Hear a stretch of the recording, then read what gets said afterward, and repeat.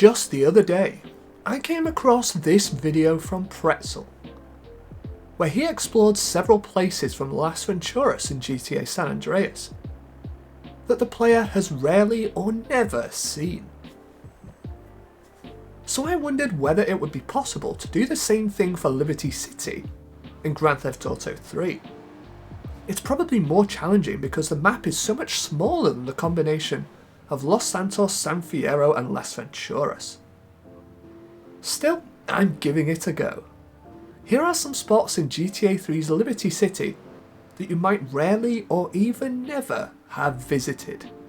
I hope you enjoy the video. Okay, let's start with Portland.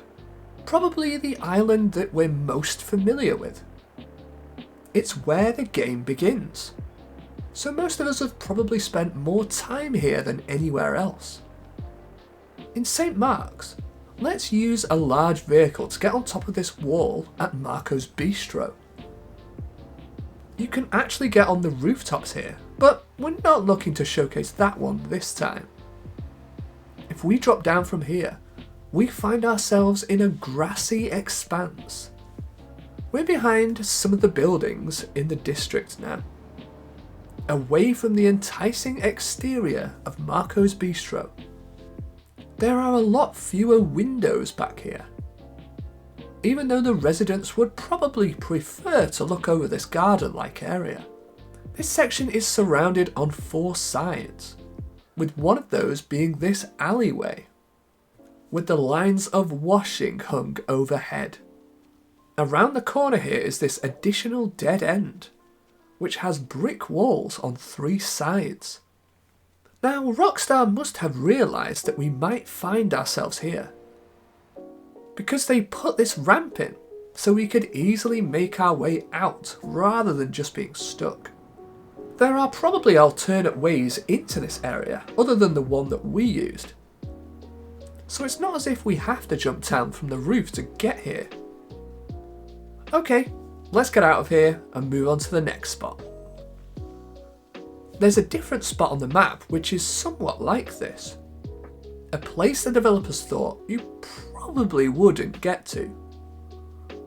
At Portland Docks, there is a ship moored here.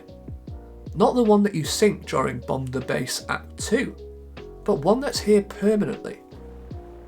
So, how do you get to this? Well, I believe the only way is to fly there in the Dodo. If you're able to land here, you can take the opportunity to explore. We have a main deck, with 2 areas across a sunken walkway at either end of the boat. Weirdly, the texture they've used here is the Le Cargo texture that's shown on the Cartel boat, the one I mentioned previously. We can also see some additional railing textures that clip into the floor, and some lifeboats attached to the side here and also at the other end of the ship. There's also this open door. The deck is just one solid surface, so you can walk straight across to this area, where there are a few objects including a crane, none of which are solid. The wall here is solid, however. At the other end, which is the bow end of the ship, we can check out this open door.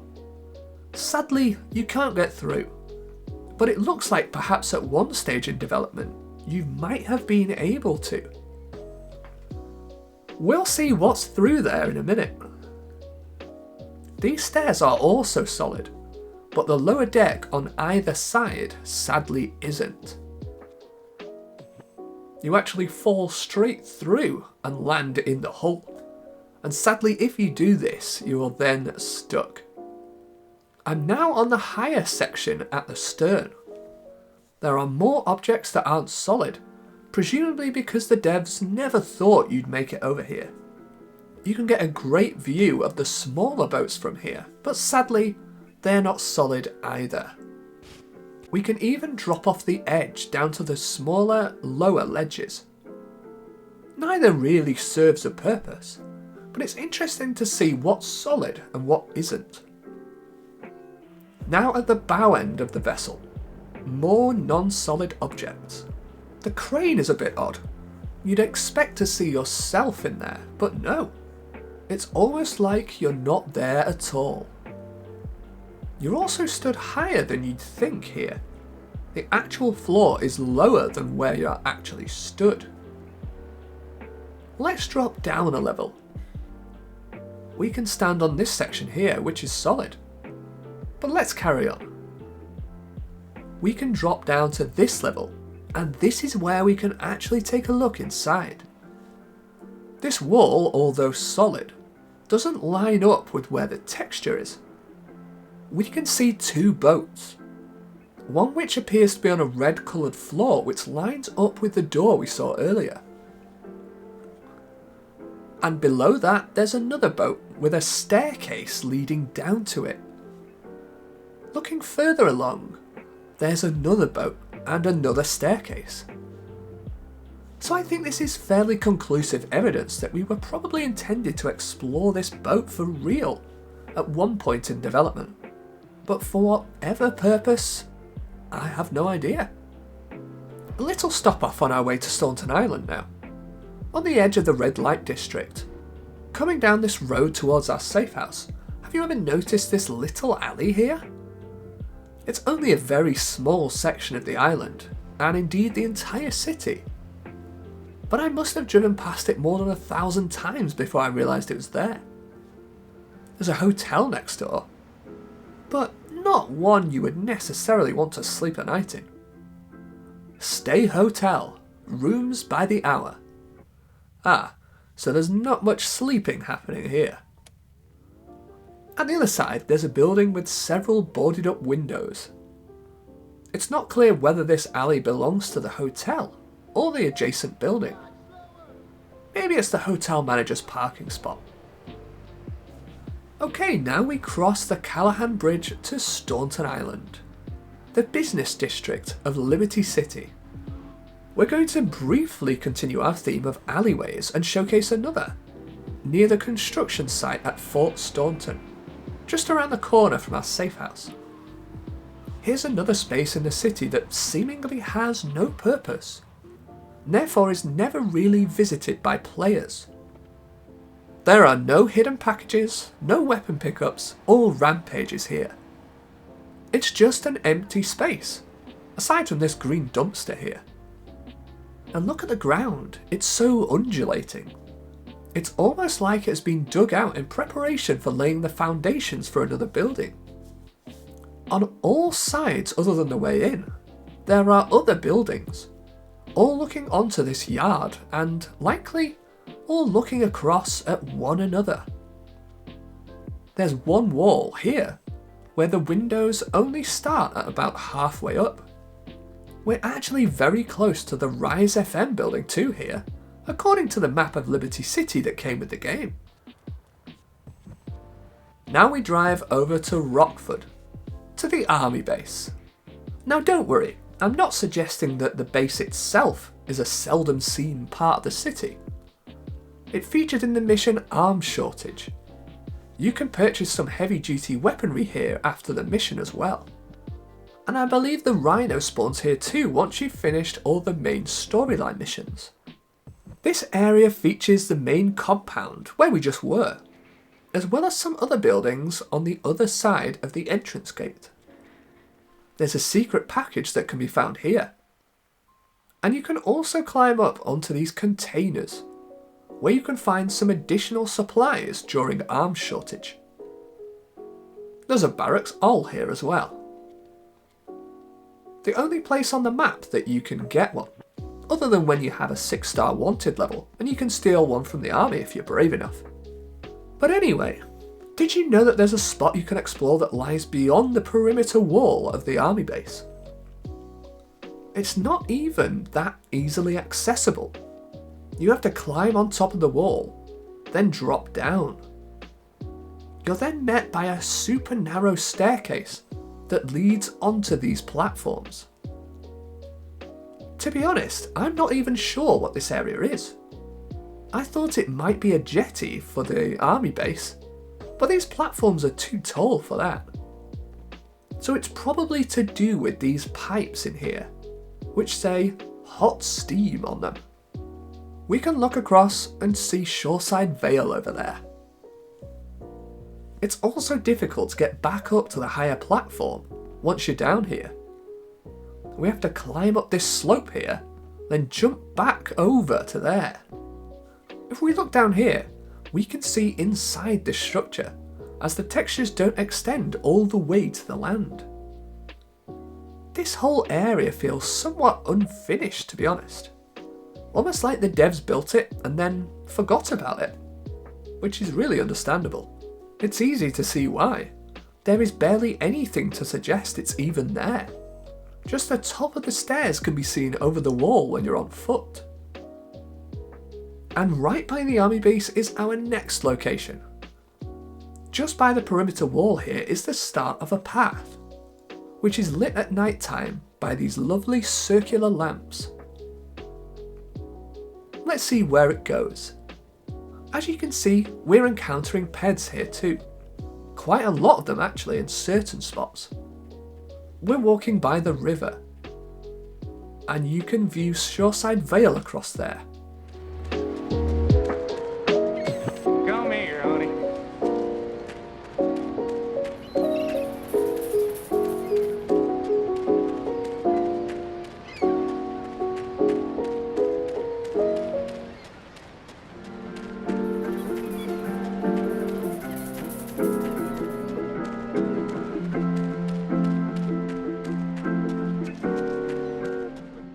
At this point, there's a steep path that branches off to the left, which takes you back up to the road that goes around the stadium. The reason why I believe this place is rarely visited by players is that it doesn't really serve a purpose. There are no missions that take place even remotely close to here. And as it's set lower down than the road, it's never obvious that this location is down here at all. And it's crazy to see how long this walkway actually is.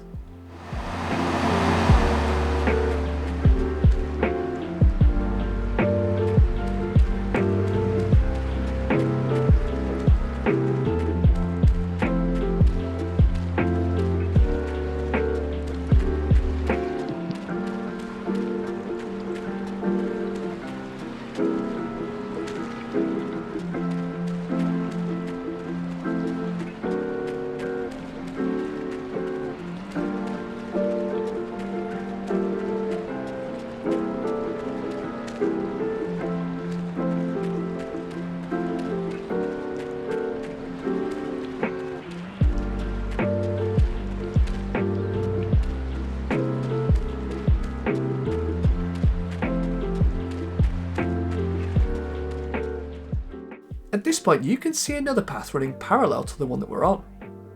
This other walkway goes down to this area of the city here, with these jetties or small piers maybe. Again, these play no part in any mission, in the main storyline or otherwise, so you'd never know they existed, unless you decided to explore, or perhaps you sailed past in a boat. And speaking of boats, there are no vehicle spawns down here whatsoever. Maybe this would have been a decent place to have a couple of boat spawns.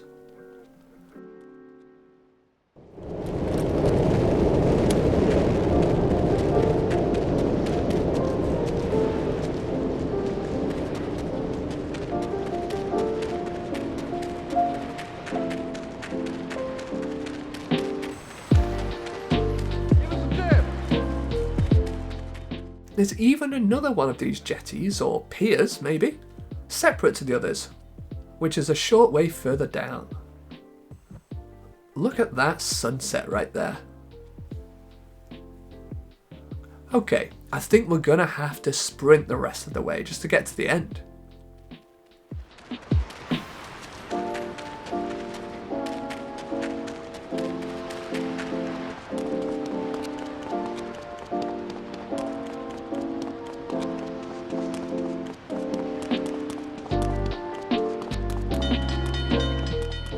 And we're there, across the finish line. We come out near the Shoreside lift bridge, as well as BJ's Deli and the Staunton Island Fire Station. Now we venture across the bridge to Shoreside Vale, perhaps the least well known out of all three islands that make up Liberty City.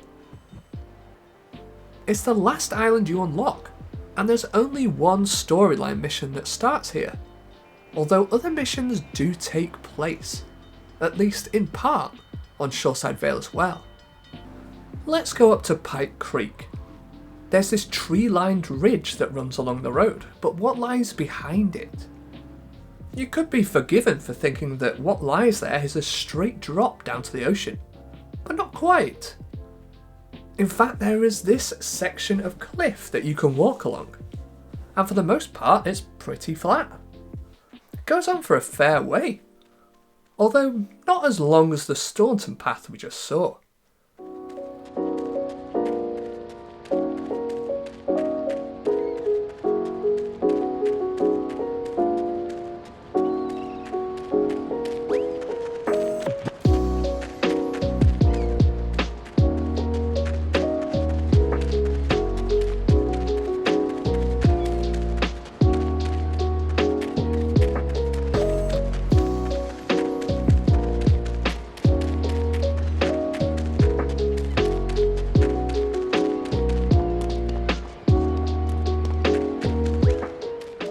Goes all the way to the entrance of the Cochrane Dam actually.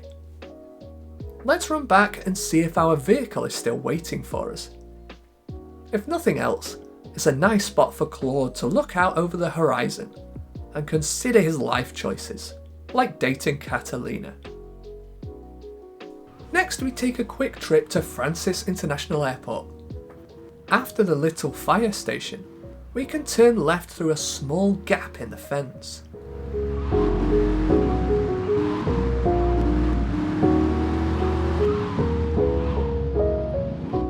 There's a secret package here, as well as several ramps and a rumpo.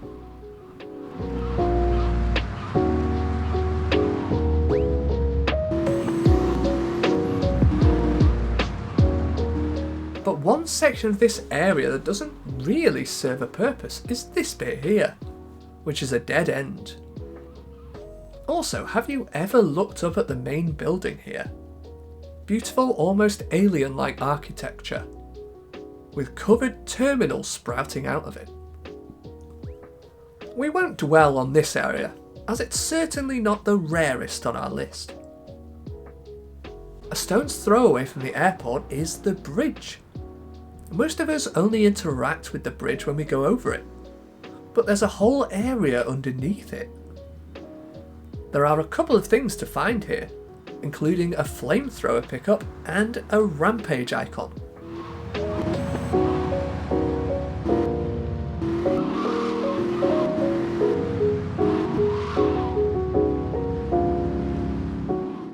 If we go around this way, we come to the airfield and the subway entrance. Mainly though, this area is covered by lots of trees. While there are also rocky textures near the water, we can look all the way underneath the lift bridge. While we can also look over to Wichita Gardens. It looks picturesque with the twinkling window lights, even though I think that might just be an emulator glitch. You probably haven't come here too often, as there's nothing around here really, beyond the two pickups we just saw, and they're very close to the bridge itself.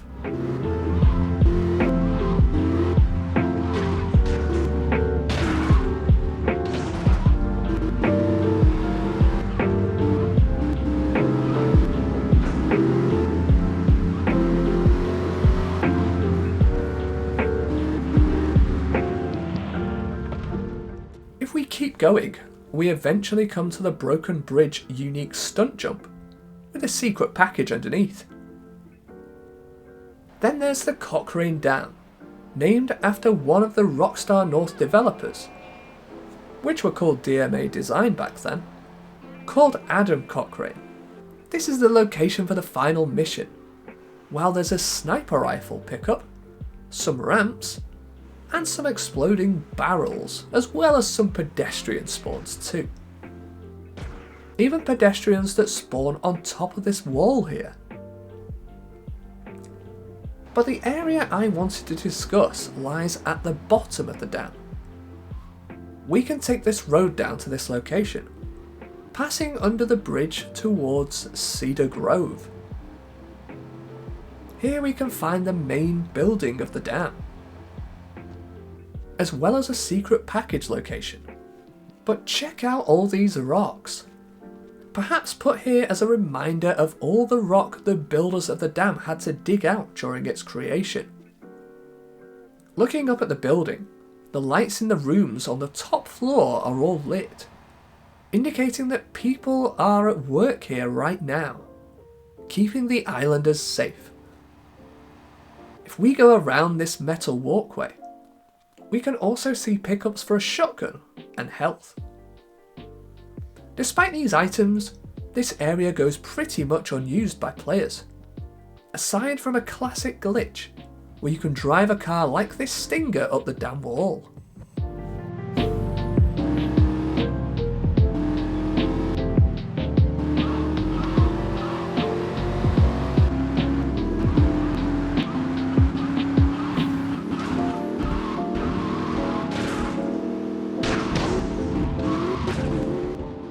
Something else you may never have done is take a boat down the stretch of water. There are at least 2 blockades in the waters around Liberty City that mean you can't just sail around every island in one long journey. You have to locate different boat spawns to sail on every inch of the water. Therefore, you may never have sailed down Pike Creek at sunset like this. Incidentally, this predator spawns at Francis International Airport. If we go all the way down here, we will reach the bottom of the dam once more. If you ever wondered if you could sail right up one of these sections of the dam, well, no, sadly you can't. If we look over here, there's an indentation in the rock which almost looks like a cave from a distance. Can you imagine if there was an undiscovered cave in GTA 3 all this time? Well, that's highly unlikely, and it's just a rock formation. But you never know. Maybe Rockstar were considering having a cave here at one point, but then they decided against it and blocked it up. I hope you've enjoyed this tour of some of the places in Liberty City that you might never or rarely have visited. Let me know what areas you'd suggest for a potential sequel. Thanks for watching.